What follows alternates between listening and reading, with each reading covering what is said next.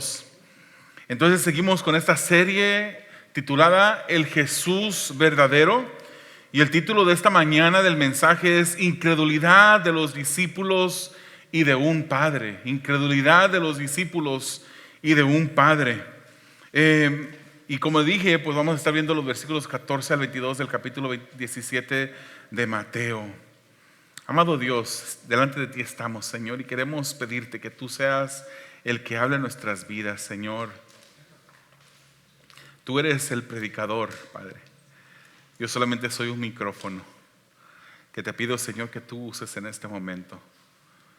Un micrófono que no merece ser usado por ti, Señor, pero que depende en todo de ti, Señor. Pedimos que tú hables a nuestras vidas y que edifiques, Señor, nuestras vidas en tu palabra, en el nombre de Jesús. Amén. Algunos tenemos amigos, algunos tenemos familiares que nos hacen sentir a gusto, cómodos. Algunos tenemos personas que conocemos que cuando se trata de ir a reclamar algún derecho o cuando se trata de ir a exigir algo, uno dice, fulano de tal es la persona que me puede ayudar.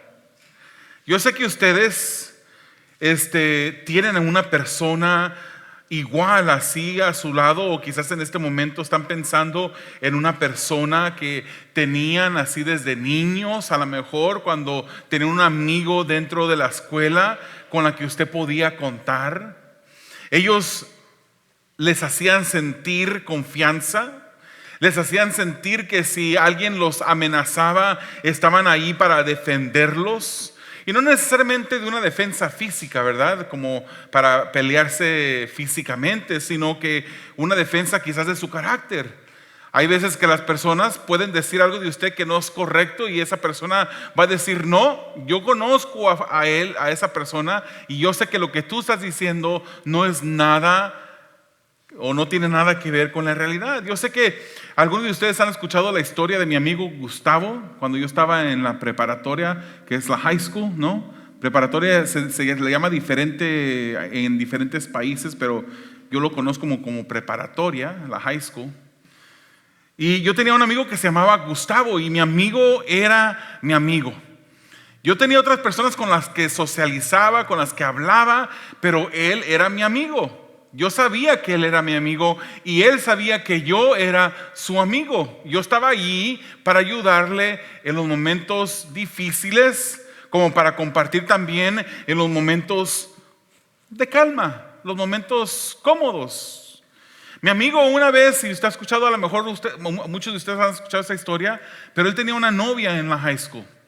Una novia que de repente por allí a algún amigo pandillero le faltó el respeto a la novia de mi amigo, y pues mi amigo tuvo que irle a reclamar y decirle qué es lo que le pasaba, por qué le faltaba el respeto a su novia.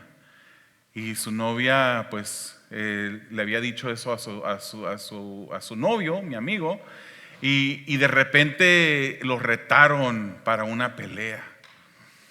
Y no sé si usted sabe o si usted ha escuchado, pero de repente hay personas en ciertos círculos que nunca se defienden solos, sino que cuando van a una pelea siempre llevan un grupito de personas con ellos para que les apoyen.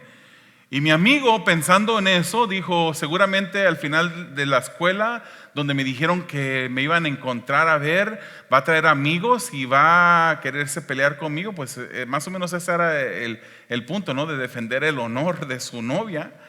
Y viene conmigo, me dice que quería que yo le ayudara, que yo fuera con él. Me explicó qué es lo que estaba pasando, me explicó qué es lo que pasó y que pues hubo un reto y yo pues en ese momento le voy a decir, tampoco estaba caminando, aunque crecí en el evangelio, no estaba caminando muy cerca de Dios. Yo nunca estuve como pandillero en ningún lugar, gracias al Señor, pero pues le dije a mi amigo, está bien, eres mi amigo, necesitas mi apoyo, yo voy contigo. Y ahí vamos nosotros dos pensando, vamos a llegar y vamos a encontrarnos una cena con algunos 10 pandilleros ahí que van a estar allí, y de repente cuando mi amigo se empiece a agarrar con el otro, se van a brincar los demás y ¿qué vamos a hacer? Era mi amigo. yo me había comprometido con él de ir con él a ayudarle, aunque estuviese peligrosa la situación. Gracias al Señor que cuando llegamos no había nadie.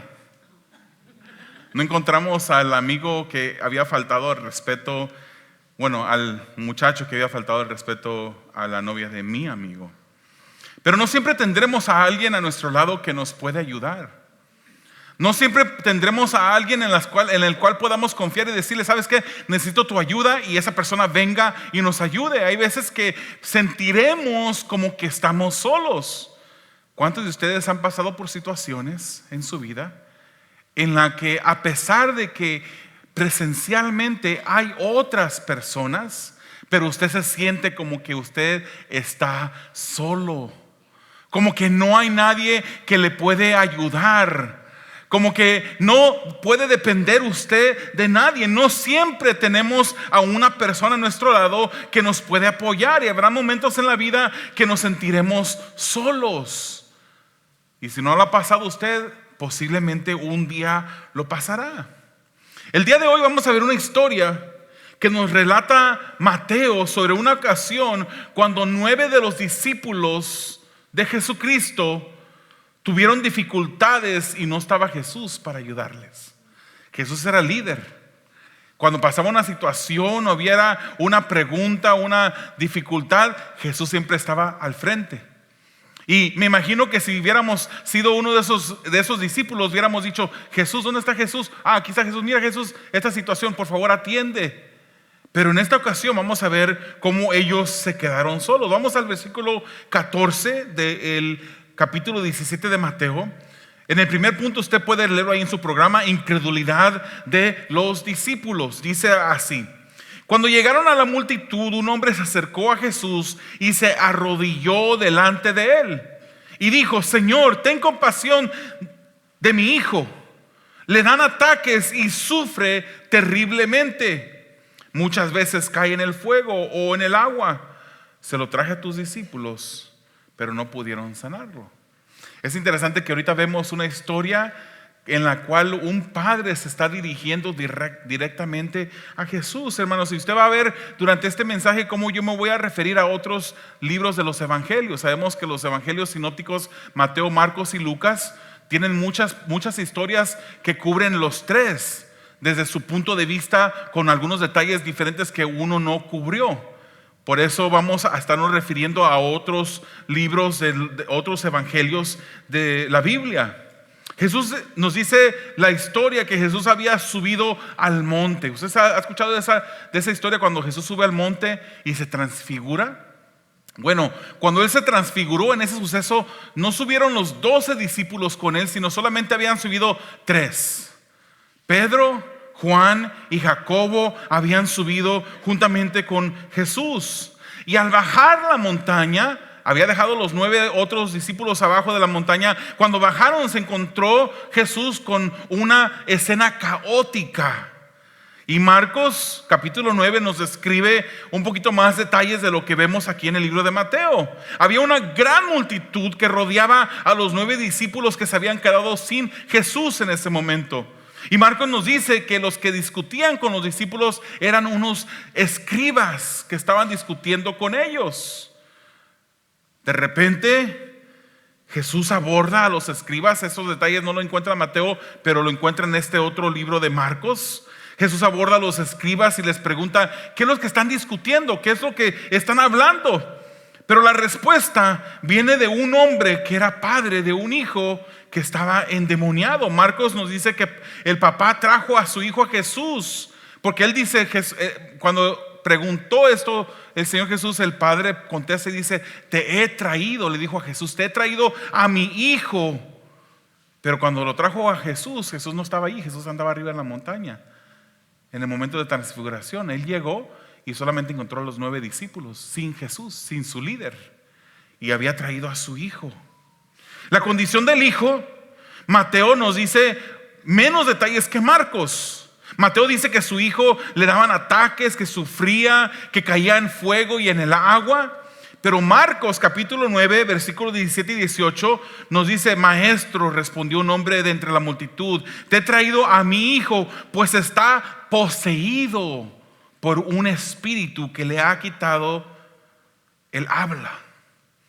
Era un demonio que le había quitado el habla. Este joven hijo era una persona muda. Y dice el 18: cada vez que se apodera de él, lo derriba, echa espumarajos, cruje los dientes y se queda rígido. Se queda como que estuviera muerto, como que si estuviera fuera de sí. O sea, tenía un espíritu, hermanos. Este es un demonio que le había hecho mudo a este joven hijo. El demonio se apoderaba de él y lo derribaba, él echaba espuma por la boca, crujía los dientes y se quedaba como muerto.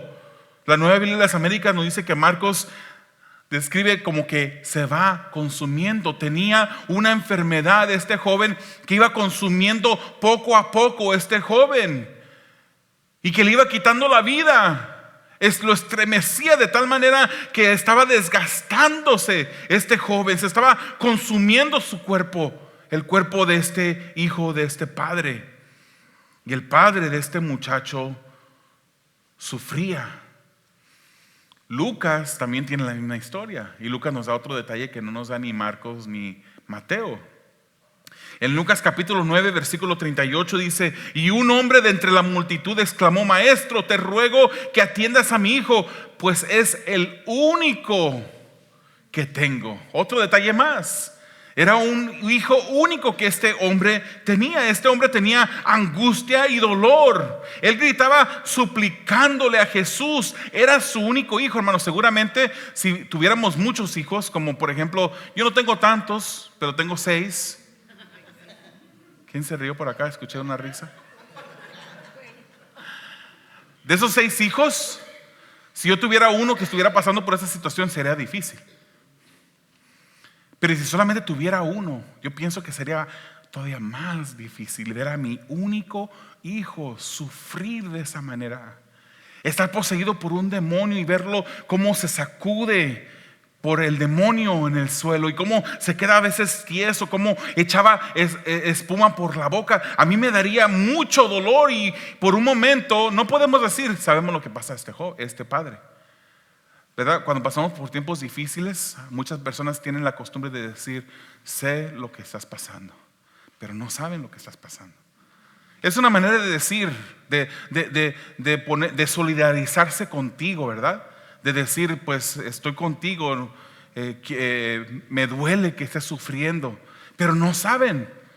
Por un momento nosotros podíamos decir, tratemos de meternos en los zapatos de este padre, pero no pudiéramos ponerlo en los zapatos porque no sabemos exactamente el nivel del dolor y la angustia que este padre estaba sufriendo.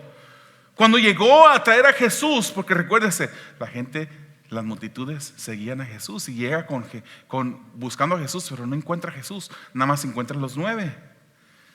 No encontró a Jesús. Y dice las escrituras: se lo traje a tus discípulos, pero no pudieron sanarlo. Qué raro, ¿no?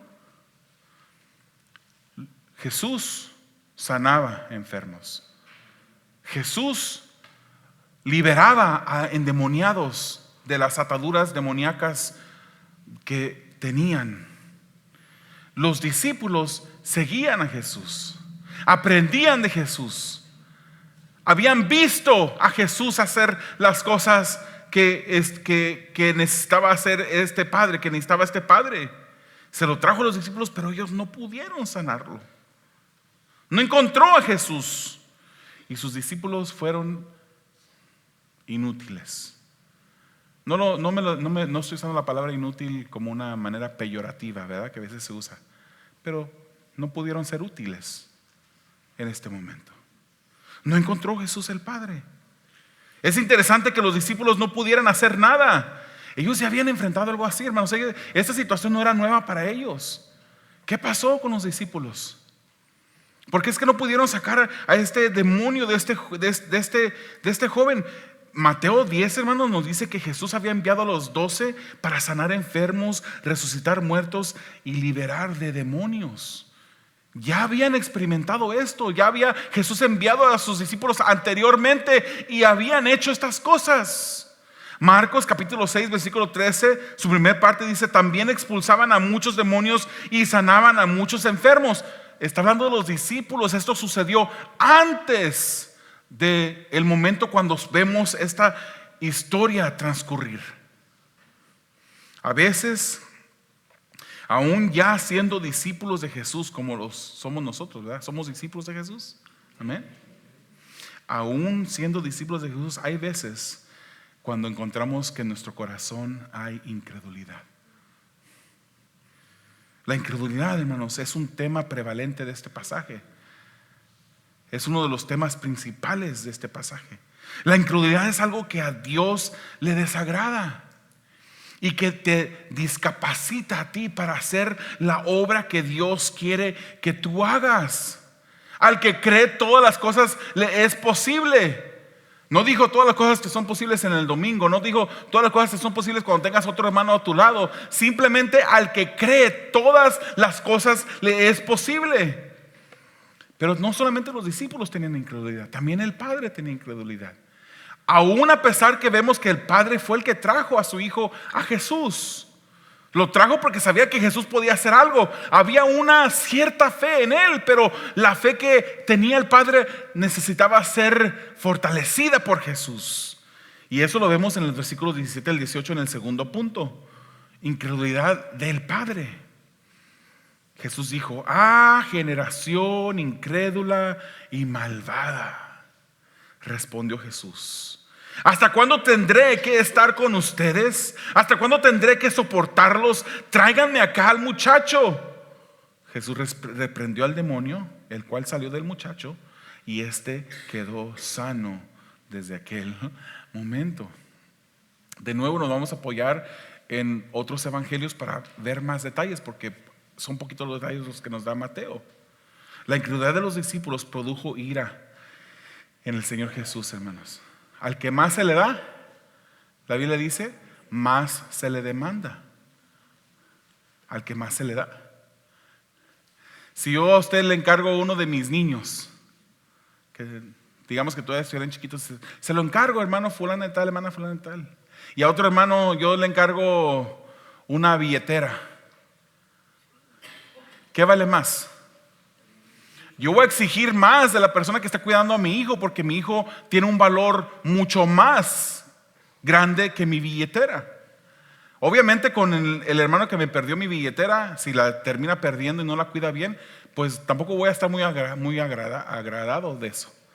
Pero al que más se le da, más se le demanda. A los discípulos se les había dado más conocimiento. Incluso ellos habían sido encomendados por el Señor Jesús que fueran a liberar demonios, que fueran a sanar enfermos. Pero aquí esta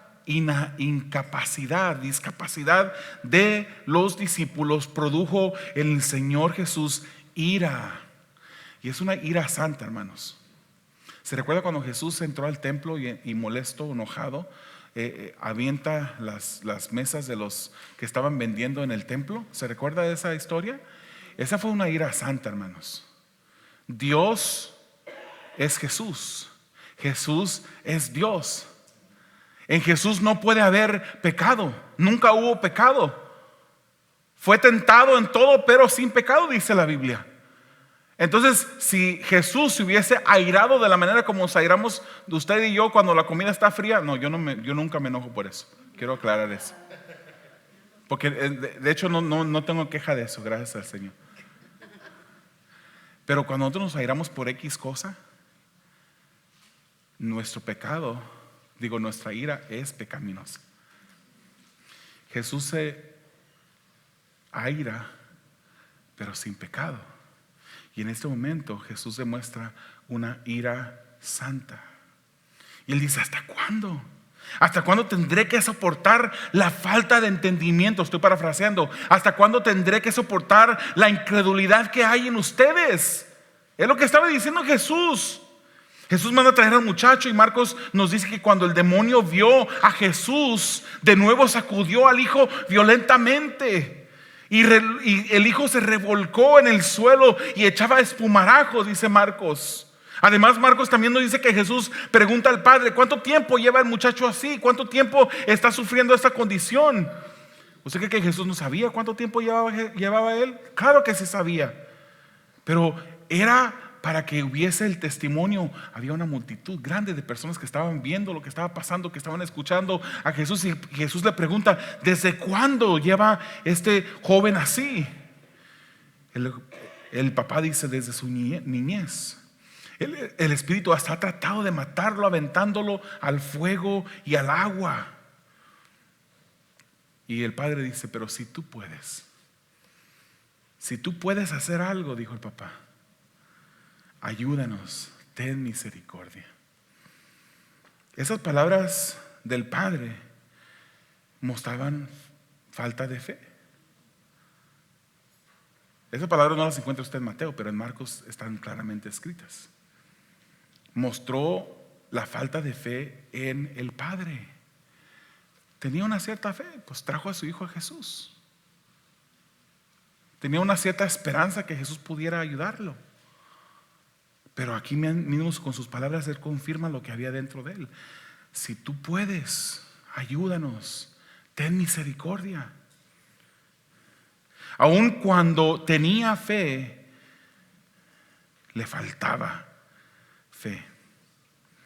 Pero la respuesta de Jesús para con el papá no fue la misma con los discípulos. A ellos se les dio más, se les demandaba más. Con ellos se airó.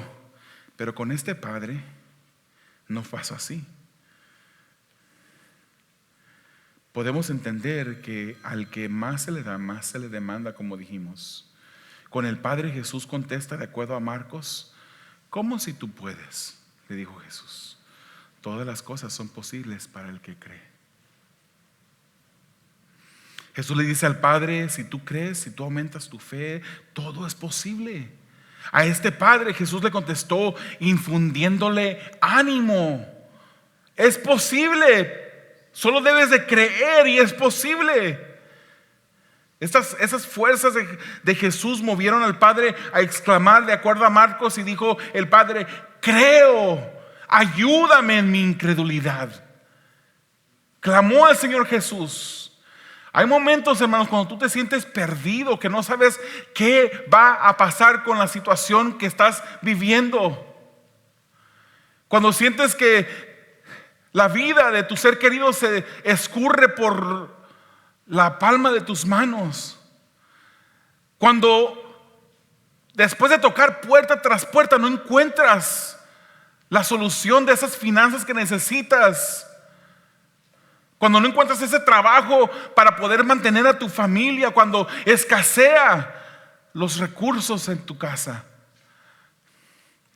Pero la peor respuesta que podemos hacer en esos momentos difíciles es decir: aquí se acabó todo.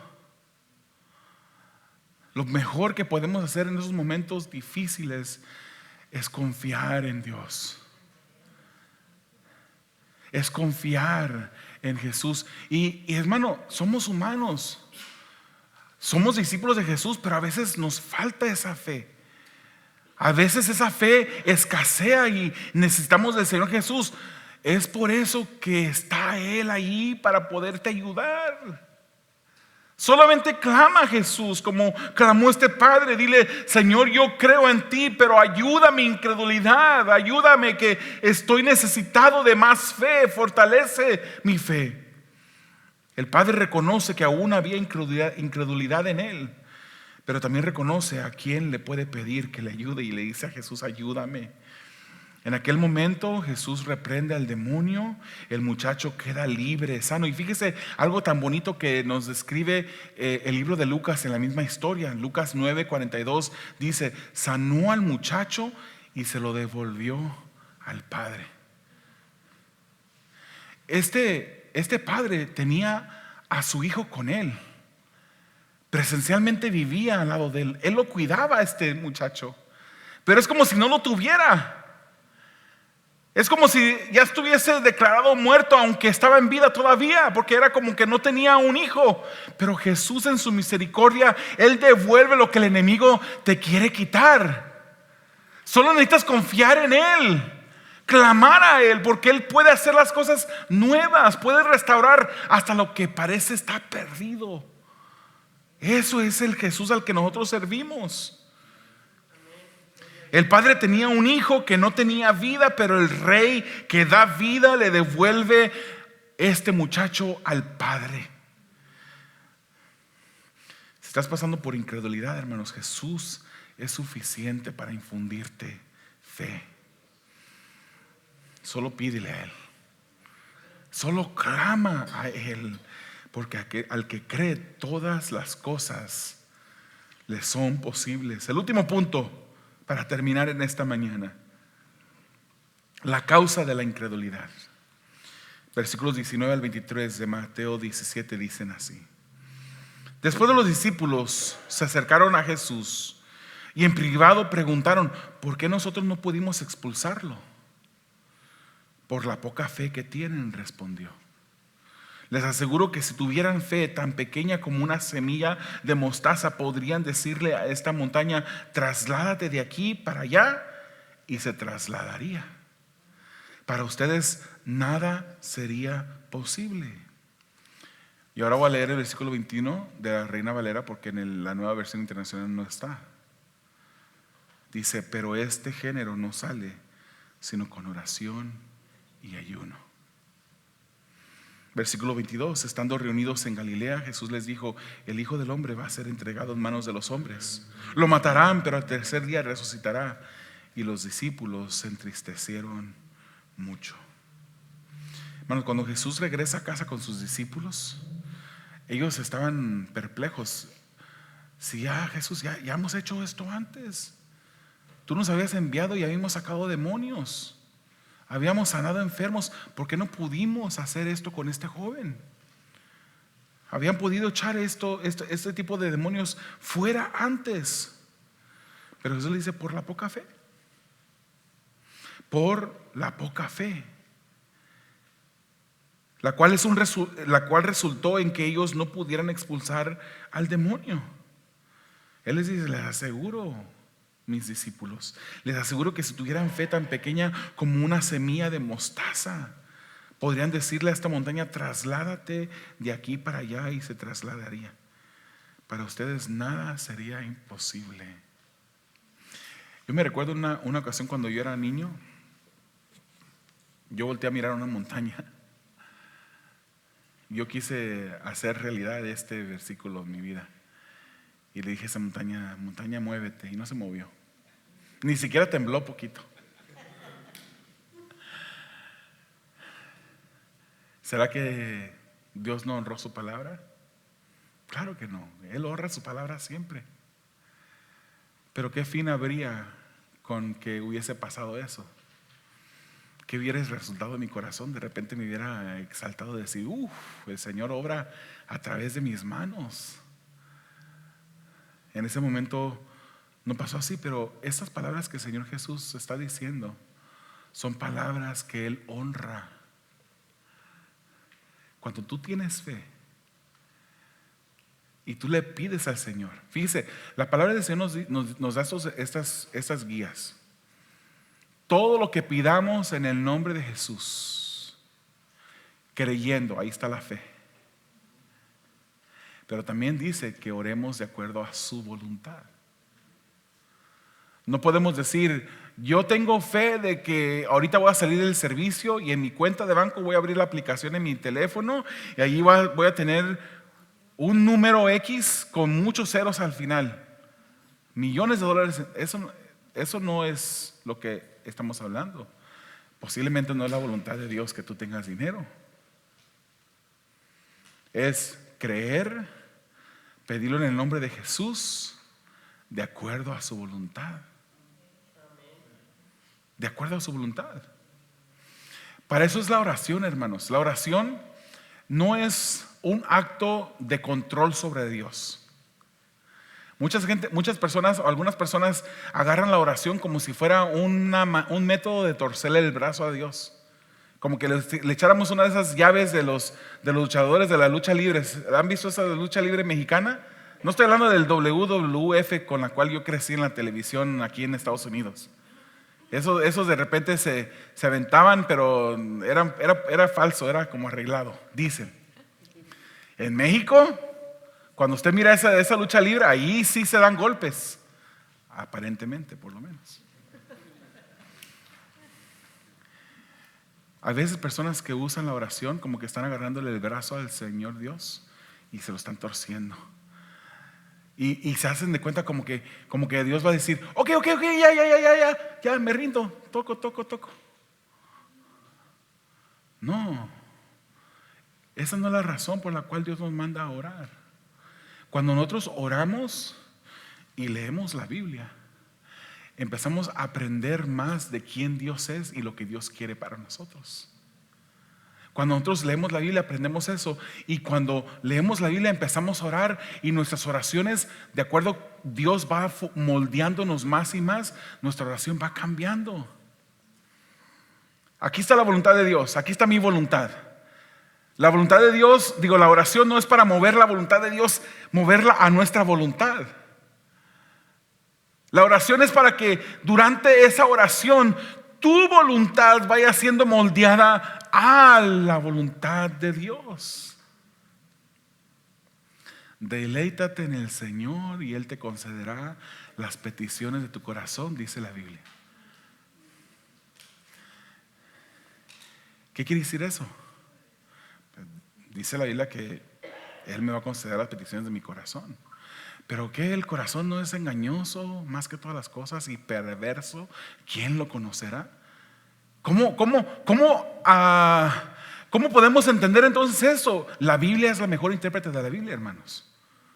Sí, el corazón es perverso, pero la Biblia dice, deleítate en el Señor. Primero es, deleítate en el Señor. Un corazón que se deleite en el Señor no va a pedir las cosas que Dios no quiere que pidas.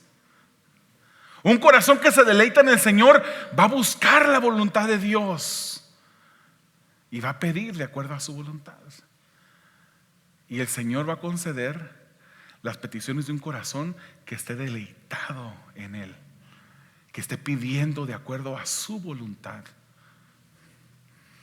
Si tú tuvieras fe tan pequeña como una semilla de mostaza, podrías decirle a esta montaña, trasládate de aquí para allá, y se movería. Fíjese que la Nueva Versión Internacional, que es la versión que usamos aquí en esta iglesia, Purpose, no incluye el versículo 21. Y la razón por eso, hermanos, no quiero que ustedes piensen es que la Nueva Versión Internacional no es de confianza, no. En una ocasión escuché a uno que era un anciano en la iglesia decirle a un miembro que estaba preguntando que cuál era la versión que debía de leer. Le dijo, no leas la Nueva Versión Internacional porque esa es una versión, no voy a decir todo lo que dijo, pero yo por respeto yo no dije nada, me quedé callado, y después hablé con la persona y le dije, la Nueva Versión Internacional, le expliqué por qué algunos versículos de la Biblia no están en la Nueva Versión Internacional.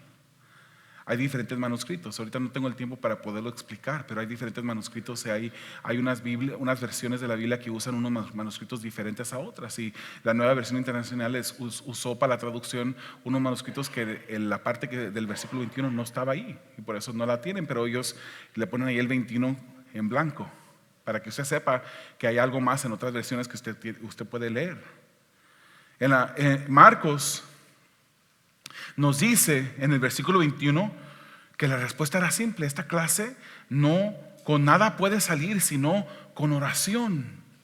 Ese tipo de cosas no pueden suceder sin estar en una vida de oración, en lo que está diciendo la palabra. La falta de comunión con Dios resulta en una fe debilitada, hermanos. Es bueno que venga a la iglesia. La Biblia dice, no dejemos de congregarnos, debemos de venir a la iglesia por obediencia a Dios. Y obviamente también aquí en la iglesia debemos de encontrar a un grupo de hermanos en los cuales podemos apoyar, podemos hablar con ellos, podemos orar con ellos, podemos tener confraternidad, compañerismo con la iglesia. Es necesario.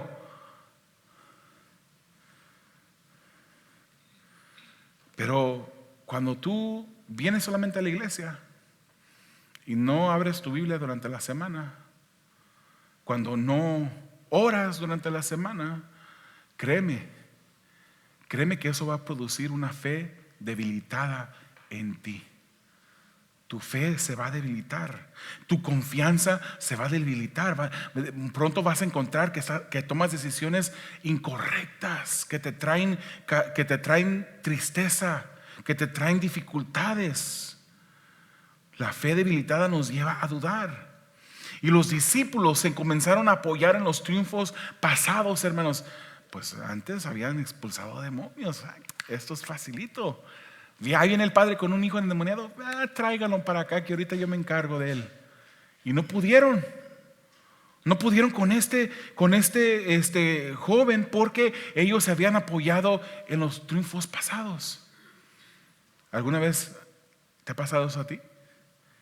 Que dices, bueno, una situación así ya la pasé, puedo pasarla otra vez. Y te encuentras que se hace más difícil la situación que la vez pasada. No nos confiemos en los triunfos pasados, como hicieron los discípulos. Ellos se empezaron a descuidar, y por eso Jesús permitió que pasara lo que pasara. Y les recuerda, tienes que mantenerte en oración. El maestro les enseña la importancia de la oración. Y fíjese que él hacía lo que él decía. ¿Alguna vez le ha dado usted un consejo a su hijo que usted mismo no sigue? Hace 2 días hablaba con una persona técnico, y me dijo algo que me agarró una risa increíble, porque recientemente a mi esposa se le cayó el teléfono y se le descompuso. Pero siendo un esposo como el que soy, le compré uno nuevo. No lo vayas a tirar porque no sé si va a haber uno nuevo, dinero para otro nuevo.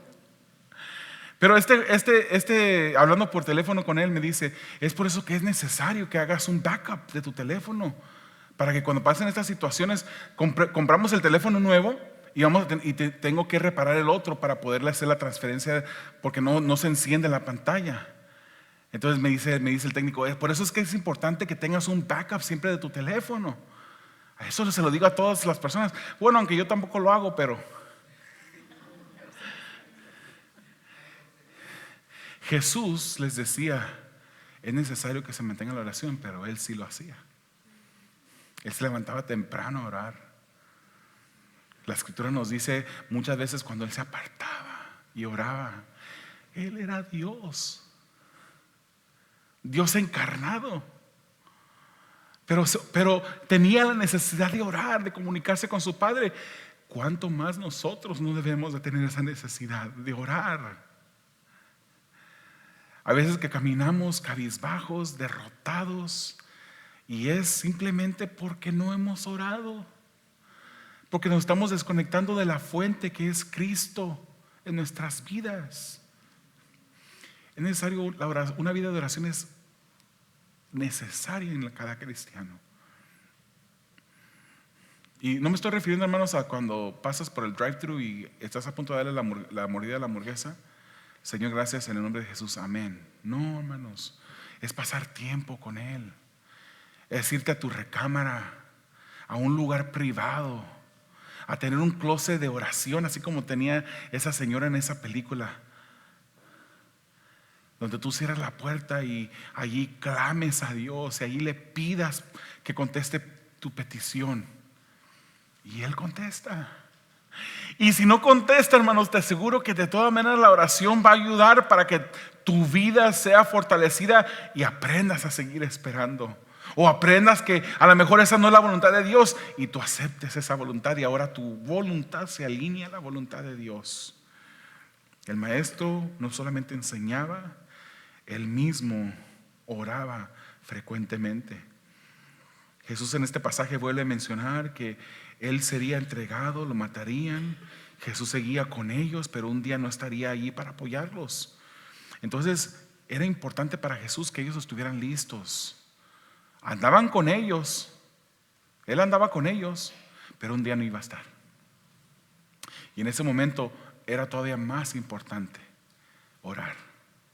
Y también iba a ser importante ayunar. ¿Se recuerda sobre la historia del ayuno? Que porque los fariseos le preguntaban, ¿por qué tus discípulos no ayunan? Y él dijo, mientras que el novio está presente no es necesario orar, pero vendrá un día cuando el novio no estará en medio de ellos, entonces será necesario orar.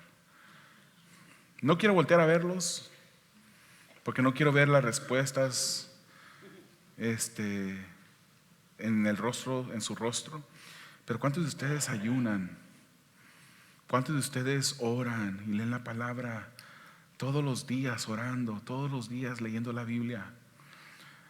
Es una lección que aún no hemos aprendido algunos. Piensan que pueden vivir de victorias en el poder de los tiempos pasados, en el poder de los propios esfuerzos. Pero la vida sin oración es tan necesaria porque la oración nos recuerda en quién dependemos. Nos arrodillamos y la oración no tiene que ser de rodillas, no tiene que ser. Puede ser. Y de repente sugeriría yo que si usted se puede arrodillar, que se arrodille, porque eso le recuerda a usted que usted está dependiendo de Dios, que usted se arrodilla delante de aquel que es merecedor. Hermanos, aun cuando Jesús no nos deja, el cristiano que no ora descuida su relación con Él y empieza a querer incursionar por caminos fuera de la complacencia de Dios, fuera de la voluntad de Dios. Algunos descuidan y comienzan a pensar en cosas que no les corresponde estar. Comienzan a hacer cosas que desagradan a Dios, decir cosas que no le agradan y más bien reflejan las obras de la carne. Vaya usted al banco del ATM y si usted no ha trabajado, si usted no ha depositado dinero, vaya y trate de sacar dinero a ver cómo le va. Va a estar vacía la cuenta. Cuando nosotros oramos y leemos la Biblia, estamos depositando en la cuenta. Porque van a venir momentos de necesidad, momentos en los cuales habrá un terremoto en nuestras vidas que necesitaremos estar afianzados de Dios. No esperemos a ese momento, hermanos. Muchas veces nomás corremos a Dios cuando pasan los momentos difíciles. Vayamos ahorita y estemos preparados para cuando pase. Imagínense que yo le dijera, hermanos, viene el terremoto grande, ¿eh? Dicen que hasta 9.0 aquí en California. Dicen que una parte del estado de California va a terminar debajo del agua. Hermanos, vayan a Costco y compren mucha agua, compren esto, compren lo otro. Imagínense que yo les diera ese consejo y yo no lo hago. Debemos estar en la palabra. Ahora sí, usted no tiene que hacer nada si no quiere, pero es el consejo de Jesucristo para todos nosotros. El último versículo del día dice, Juan 15:5: yo soy la vid y ustedes son las ramas. El que permanece en mí como yo en él dará mucho fruto. Separados de mí no pueden ustedes hacer nada. Le invito a que cierre sus ojos, que incline su rostro. Amado Señor, eres Dios grande y poderoso. Sabemos, Señor, que el consejo de tu palabra no está ahí simplemente por estar, por llenar un espacio vacío. No hay ninguna tilde, ningún espacio, Señor, en la escritura que esté ahí, que esté de más. Y el consejo de tu palabra, Señor, es claro. En nuestras vidas puede haber incredulidad, puede haber momentos difíciles de duda, Señor, cuando nos descuidamos, cuando caminamos lejos de ti. Ayúdanos, Señor. Ayúdanos a ser cristianos que caminen en confianza, que caminen arraigados en ti, que caminen, Señor, que podamos caminar con nuestros brazos abrazándote en todo momento, confiando en ti, Señor. Sabemos, Padre, que vendrán momentos. Sabemos que hay dos tipos de cristianos: unos que están pasando por un momento difícil en este momento y otros que pasarán en un momento futuro esos momentos difíciles. Ayúdanos, Señor, a mantenernos conectados a la vida. Ayúdanos, Señor, a mantenernos conectados a ti, porque sin ti no podemos hacer nada. Señor, mueve en nosotros por medio de tu Santo Espíritu. Muévenos a una vida de estudio de tu palabra. Que no solamente vengamos los domingos, Señor, a abrir la palabra y leerla. Que podamos analizarla en la semana. Que podamos preguntarte a ti en oración, ¿qué es lo que quieres hablar a mi vida? ¿Cómo quieres moldearnos? ¿Qué quieres cambiar en mí? Ayúdanos, Señor, a vivir en la oración. Ayúdanos, Padre. Ayúdanos, Señor. Te necesitamos. Te lo pedimos en el nombre de Jesús. Amén.